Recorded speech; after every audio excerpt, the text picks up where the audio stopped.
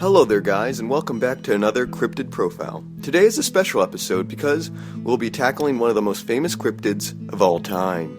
A cryptid from the English Isles that has been spotted by dozens of individuals throughout history. Yes, you know what I'm talking about. Leprechauns. Down to the bottom of this.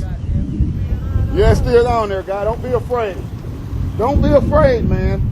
This guy, helping to direct traffic, says he's prepared for his encounter with the leprechaun. He's suited up from head to toe. This wars off spells right here. This is a special leprechaun flute, which has been passed down from thousands of years ago from my great-great-grandfather who was Irish. I just came to help out. Okay, we're not actually talking about leprechauns. Today we are examining the one, the only, Loch Ness Monster of Scotland, and take a closer look at its history, eyewitness reports, and evidence. So sit back and play your bagpipes, because this is Cryptid Profile, Loch Ness Monster. Let's begin by giving an overview of what the Loch Ness Monster is. The Loch Ness Monster is undoubtedly the most famous of the lake monsters, and second only to Bigfoot as the most famous cryptid. If you haven't heard of the Loch Ness Monster, well, you should really get out more. The Loch Ness Monster is an alleged, undiscovered aquatic animal said to inhabit the Loch Ness, a large body of water found in the Scottish Highlands. Descriptions of the monsters vary greatly, ranging from an albino furry camel, an aquatic dog-like animal, an amorphous blob, and lastly and most famously a plesiosaur-like reptile with a long neck that sticks out of the water like a swan, a serpentine body, and 4 flippers. Many claim that the first recorded sighting of the monster began in 565 AD, and was made by Saint Columba, who encountered the monster and banished it through magic. All other eyewitness accounts appear to begin after 1933, when a man by the name of George Spicer and his wife saw a large blob-like creature undulate across the road while they were driving in their car. After the eyewitness testimony, which was widely distributed, popularity of the monster rose astoundingly. Dozens of other accounts poured in, as well as photographic, video, and sound evidence to prove the existence of the monster, most famously the surgeon's photo. To this day, reports still occur, but albeit at a slower rate. There's a lot to cover, so where to begin? Well, in this video I'm just going to cover the eyewitness reports throughout the years only, and then in the next video I will examine the photographic and video evidence, and likely a third video will discuss the possibility of it being a plesiosaur. So you might as well examine each account chronologically, which means let's first examine where many proponents claim the Loch Ness Monster first originated, the St. Columba account taken in 565 AD. Ah yes, the St. Columba account. It is often cited by many Loch Ness proponents as the first appearance of the monster and strong evidence that the monster has existed in the loch for thousands of years. St. Columba was an Irish missionary who lived from 521 AD to 597 AD. He is credited as the founder of Christianity in Scotland. Much of the information on St. Columba's life, including the alleged Loch Ness account, comes solely from a biography written about him after his death, The Life of Columba by Adamnan, Columba's cousin and fellow clergyman. The Life of Columba records the incident in chapter 28, titled, How an Aquatic Monster Was Driven Off by the Virtue of the Blessed Man's Prayer. The account starts out by saying Columba was traveling the country until he reaches the River Ness, not the Loch Ness as often claimed. There, he encountered some locals who were burying the body of a man who had been attacked by a water beast in the river. Upon hearing this, Columba forces one of his followers to swim across the river to work as bait for the monster. What a great and noble hero. When his follower reached the middle of the river, the monster approached him, about to attack. But, to the monster's dismay, from the shoreline, Columba made the sign of the cross and went exorcist on the monster, shouting, Go no further, do not touch the man, go back at once. The story goes on to claim that the monster was stopped in its tracks, and as if pulled back by ropes, the monster was dragged underwater by Columba's magical abilities. And, well, that's it. The entire account is incredibly brief to the point I did some further research to see if there was any more to the story, but nope, this is it. So let's break this down. The thing is, the life of St. Columba is highly dubious. Let's ignore the fact that the biography was made decades after the actual events, and made with incredible bias as it constantly glorifies the saint, but furthermore, it is filled with tons of absurd miracles Columba claimed to have performed throughout his lifetime, all of them lacking any evidence they existed at all, making it extremely unreliable. It becomes quickly apparent to the reader that the life of St. Columba is nothing more than, well, propaganda for the Catholic Church during the Middle Ages. As constantly as people like to say that the St. Columbia story was the first eyewitness account of the Loch Ness Monster, people need to keep in mind that St. Columbia basically encountered mythical and ravenous monsters wherever he went, always using magic to fight them off. At one point in the story, St. Columbia fights a massive whale that possessed sharp teeth which attacks the boat he was on. In the story, he managed to banish it to the bottom of the sea, just like how he did with the Loch Ness Monster, through magical prayer. Ironically, in the chapter just before the one that discusses Columbia's fight with the Loch Ness Monster, the chapter is called, I kid you not, Columbia Destroys a Giant Boar Through Prayer, and it's exactly what you think it is. The chapter after discusses how Columbia banished all the serpents and reptiles from an island. And several chapters after that is an account of how St. Columbia resurrected a child from the dead like a zombie. Oh, and he also drove a demon into a pail of milk. The list goes on and on. Geez, even Jesus is saying to this guy, dude, tone down the miracles. St. Columbia's stories are nothing more than absurd and unsubstantiated superstition, and we shouldn't really give them any attention whatsoever. The recollection of the monster in the River Ness likely has nothing to do with the Loch Ness Monster, and is almost definitely a work of complete fiction to make St. Columbia seem more impressive and more important, just like all the dozens of other monsters he claimed to have encountered and fought. The River Ness legend's attachment to the Loch Ness Monster legend is unsupported and is just likely Loch Ness Monster believers seeking to substantiate their beliefs where no such evidence exists. Even if we led to believe that the account is truthful, the creature described in Columbia's biography is simply referred to as a water monster. There is no description of the beast other than that. They never defined it as a snake-like or plesiosaur-like monster, and depictions of the monster can be seen during the time, which depicted as a cat-like animal with mammalian ears, 4 paws with claws, and covered in fur, far from the modern view of the monster, most resembling a lion above anything else. Well, anyways, the St. Columbia account likely has nothing to do with the Loch Ness Monster, and is instead a false account created by Columbia's followers to make him seem more epic and magical than he probably was, which was only likely later associated with the Loch Ness Monster. Now moving on to the more recent accounts. There is an amazing lack of any sightings of any monster in the area for almost 1,500 years. 0 accounts exist between 565 AD to 1933. Again, further suggesting that there is no link between the two. Alrighty, as far as I've researched, the likely truly oldest account that could be associated with the Loch Ness Monster appears in, as previously mentioned, during the summer of 1933.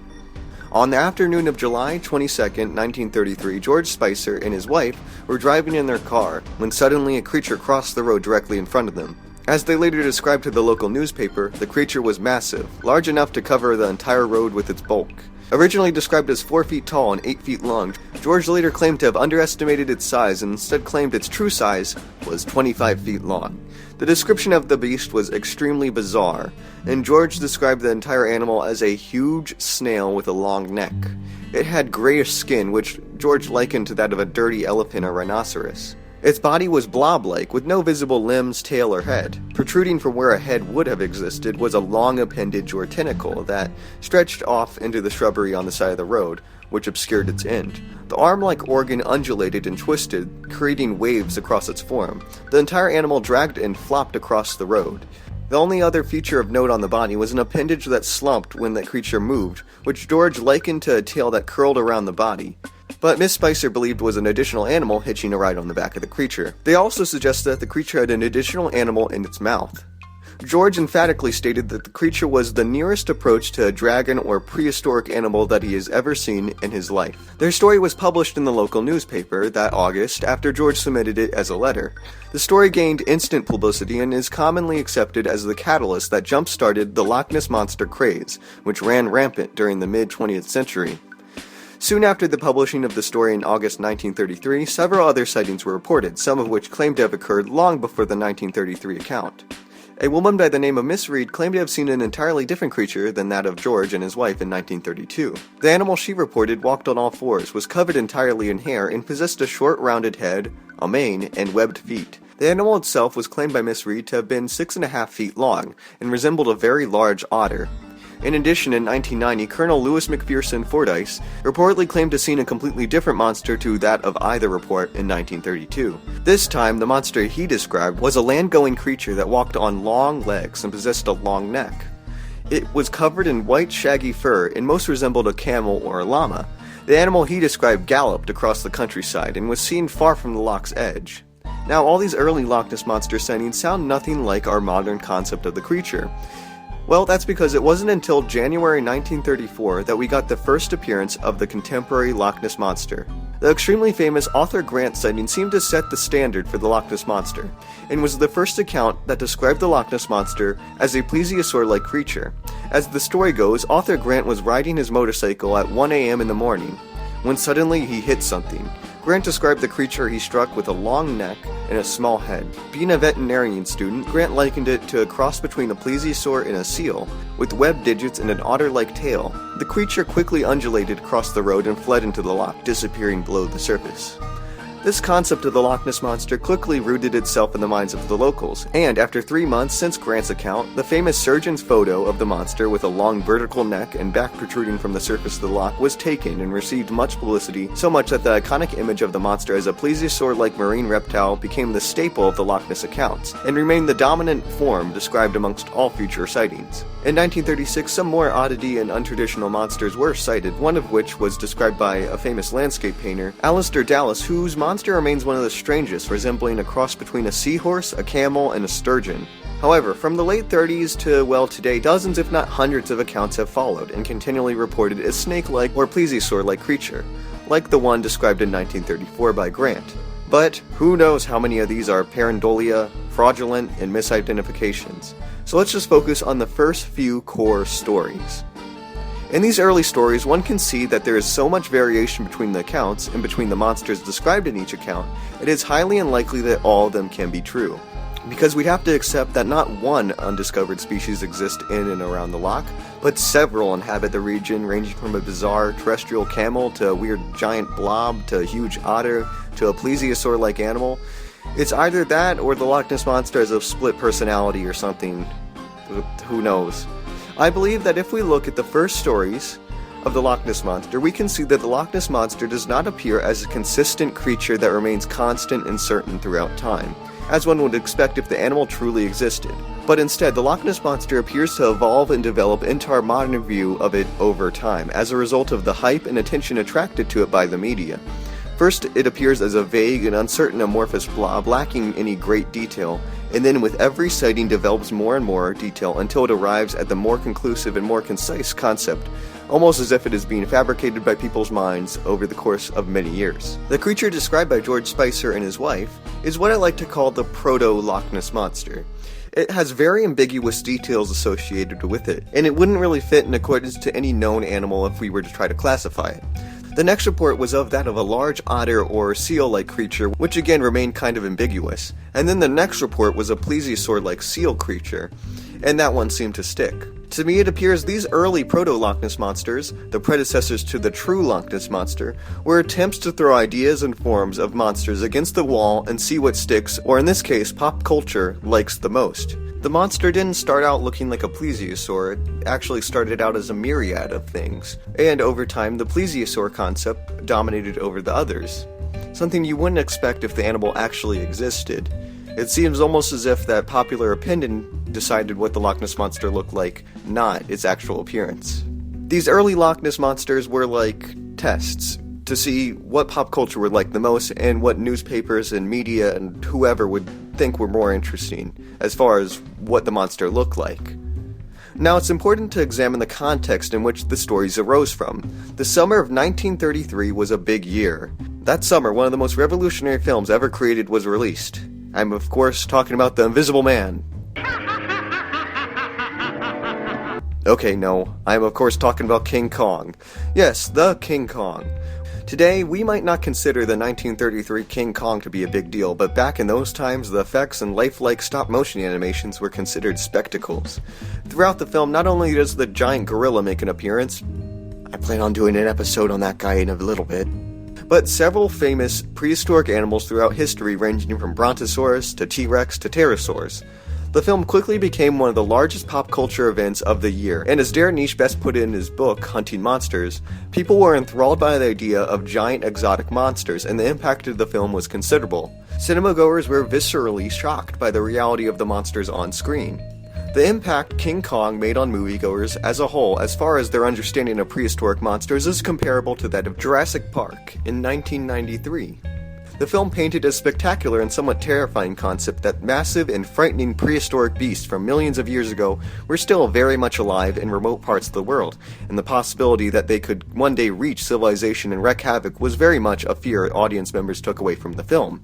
That summer, some audience members possessed what could be only described as a paranoia of the unknown, uncivilized, and primeval parts of the world, and the creatures that might inhabit them. This prehistoric craze almost definitely had an impact on the Loch Ness Monster sightings, as just a few months after the release of the film outside the US, the Loch Ness Monster frenzy occurred, and the first sighting of it occurred less than a few weeks after it was released outside the US. In fact, the first ones to report an encounter with the monster, the Spicers, admitted to watching the film prior to the encounter. Even their description of the monster seems to be greatly influenced by the film, as a suspiciously similar monster to the one they described was seen in the film. There's a scene in the film where a giant brontosaurus with the same elephantine texture, curved tail around the side of the body, ravenous appetite for carrying victims off the ground with its long neck, and limbs and feet obscured by the water appears to fit the Spicers' description perfectly. It seems highly likely, knowingly or unknowingly, the Spicers were influenced by the various images and themes present in the film. This seems likely the case with other Loch Ness accounts of the monster too, as descriptions of the same long vertical-necked humped creature fits various scenes and images of the creature throughout the film. The surgeon's photo resembles this scene of a long-necked plesiosaur-like animal attacking people in the film exactly. It seems far more likely that these eyewitnesses are seeing animals they normally would have seen and think nothing of it under traditional circumstances, which they have just unknowingly been influenced by the film and attributed them to prehistoric and unnatural circumstances. Animals such as seals, otters, and deer appear commonly in and around the loch. The Spicers' original sighting occurred right next to a conifer plantation, an ideal feeding ground for deer. It is likely a huddled herd of deer scrambling across the road appeared like an amorphous blob under the right conditions, and influenced by the film, they just attributed to a brontosaurus. Other accounts could have been a combination of various creatures. Arthur Grant likely saw a seal or otter scrambling across the road in the poor conditions appearing like a plesiosaur-like animal. A group of otters and seals from a distance in the water can give the appearance of one singular animal with a coiled and serpentine body, as they swim in lines. Large catfish and eels are also known to inhabit the waters of Loch Ness. I think a lot of the reports from Loch Ness are nothing more than known animals, logs, or frauds. Most of these reports wouldn't bat an eye anywhere else in the world due to their sole basis in anecdotal evidence. Why treat Loch Ness any different? I think there is so much hype and paranoia associated with the Loch Ness Monster that any report, any photograph, any film, any ripple in the water is instantly associated with the monster, and said to be nothing else than the monster, instead of first being looked at logically and rationally as a possibly known explanation. Like I said, people are going so paranoid over the existence of the monster that trivial things are held up as evidence of the beast. I think a stigma arose in and around the loch, a stigma against plausibility and rationality. The fact people go, no, that thing wasn't a deer, it was likely a monster, like that one I saw in the movies the other day. The main problem I have is that just most of these eyewitness reports are solely anecdotal evidence. There's really no evidence to support any of them, really. There's no, fin dragging or, a corpse being found or anything. It's just, oh yeah, I saw that, and that's it. The thing is, eyewitness testimony, as said, I have repeated many times, is the weakest form of evidence because, as I've said before, people are easily influenced by the stuff that they're around. And obviously, I think the existence of King Kong, which arose just right around this time, kind of supports the idea that these people are being influenced by this movie, and they are attributing normal things and natural, explanations to the supernatural and the prehistoric and the mysteries of the world as an effect of this movie. Most, if not all, eyewitness claims can be attributed to well-known explanations and are likely merely products of the King Kong craze of 1933. As far as I was able to find, no reliable accounts of the monster exist before 1933, the St. Columbia account no doubt being a fabricated folktale that was created entirely independently from the monster and only later associated with it. We're able to see that the monster arose first vaguely, with many wildly different descriptions of it being present until one description became more dominant over the others. The fact that it arose not as a consistent description, but instead developed and changed over time, suggests that the monster arose from popular opinion as an influence of King Kong and not a real organism. As I think I have conclusively proven to the extent available to me, the Loch Ness Monster is nothing more than a product of paranoia and King Kong. Case closed.